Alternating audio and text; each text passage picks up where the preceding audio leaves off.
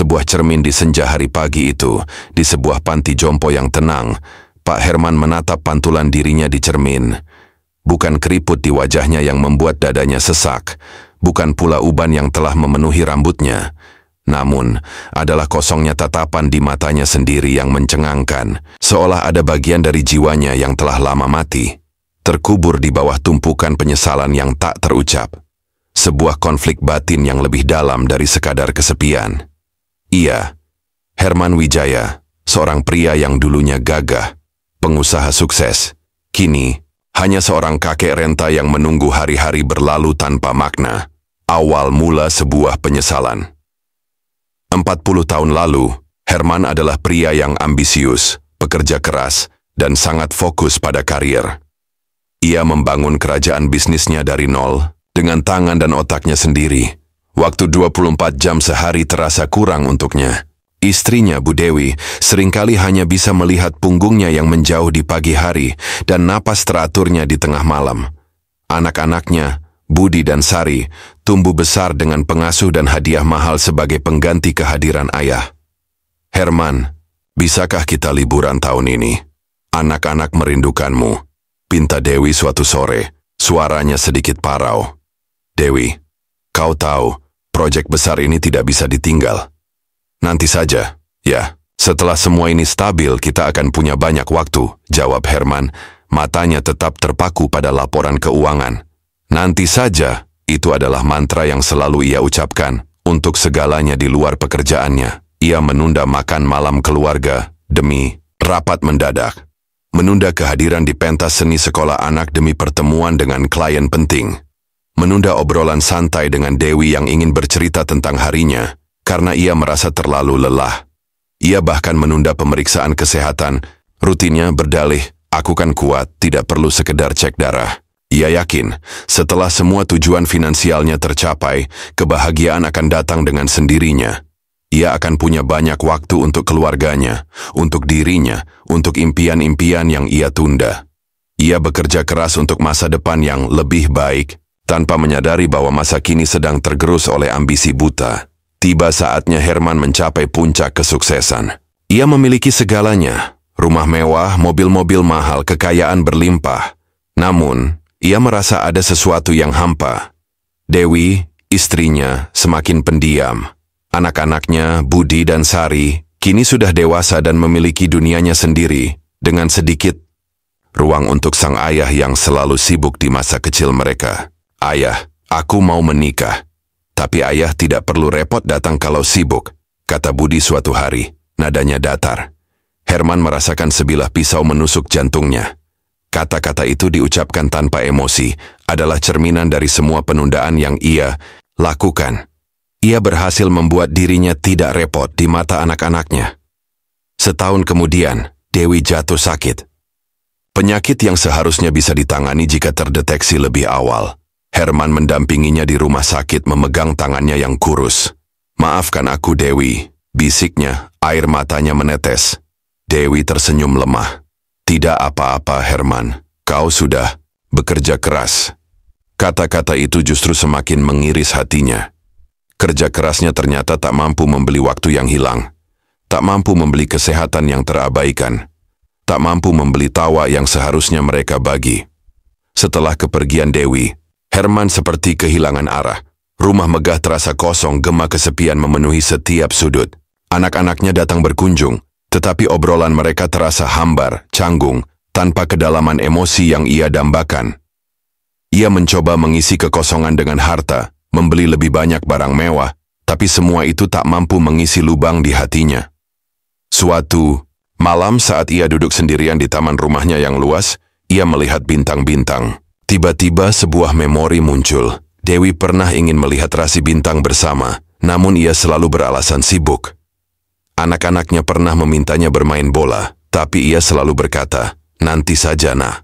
Penyesalan itu datang menghantam seperti badai, bukan sekedar penyesalan biasa, melainkan sebuah kesadaran yang menampar jiwanya. Ia telah menyia-nyiakan waktu, menganggapnya tak berharga, dan kini waktu itu telah pergi, tak bisa kembali. Ia merasa seperti pecundang yang memenangkan perang tetapi kehilangan segalanya. Sakitnya penyesalan itu melampaui rasa sakit fisik. Ia menyadari bahwa selama ini, ia hidup di level kesadaran yang sangat rendah, terjerat dalam keserakahan, kebanggaan, dan penolakan. Ia tidak menghargai cinta, kesehatan, dan momen-momen kecil yang sebetulnya adalah permata kehidupan. Pikirannya dipenuhi seandainya, andai kata, sebuah siksaan batin yang tak berkesudahan. Ini adalah puncak dari penderitaan emosionalnya. Kembali ke cermin di panti jompo, Pak Herman menatap pantulan dirinya lagi. Kali ini, ia melihat sesuatu yang berbeda di balik kosongnya tatapan itu. Sebuah percikan kecil, seperti bara yang masih menyala. Percikan kesadaran akan kebodohannya di masa lalu, tapi juga kesadaran akan kesempatan yang masih ada. Aku tidak bisa mengubah masa lalu, bisiknya pada pantulan dirinya. Suaranya parau, namun lebih tegas. Tapi aku bisa mengubah hari ini. Ia beranjak, tubuhnya yang renta terasa sedikit lebih ringan. Langkah pertamanya adalah mencari cucu-cucunya. Ia mungkin tidak bisa mengembalikan waktu yang hilang dengan anak-anaknya, tapi ia masih punya kesempatan untuk membangun kenangan indah dengan generasi berikutnya. Ia belajar untuk tersenyum tulus, mendengarkan dengan sepenuh hati, dan menikmati secangkir teh sore bersama teman-teman panti. Ia mulai membaca buku-buku yang dulu ia anggap tidak penting. Ia bahkan mencoba melukis, sesuatu yang dulu ia cemooh sebagai sekedar hobi buang waktu. Pak Herman tidak lagi mengejar kesempurnaan atau mencapai titik tertinggi. Ia hanya ingin melakukan yang terbaik hari ini untuk menjaga stabilnya emosional dan ketahanan mentalnya.